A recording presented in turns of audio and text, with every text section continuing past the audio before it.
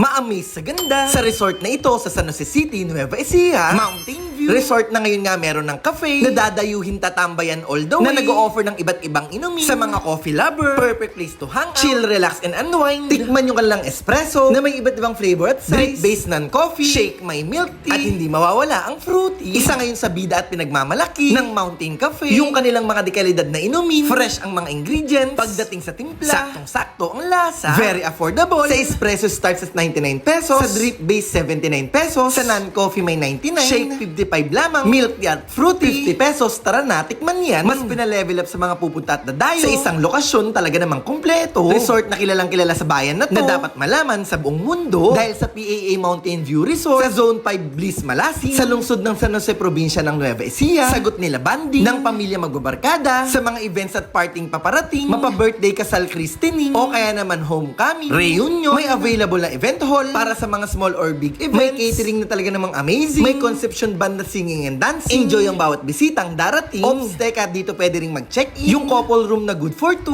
1,700. Check-in 10 a.m. Yung family naman na good for 4, 2,900. Check-out 12 noon. Kinabukasan, kung gusto mag-day swimming, 100 pesos ang entrance fee. May tindahan na pwedeng bumili. May parking area, kaya naman tara G!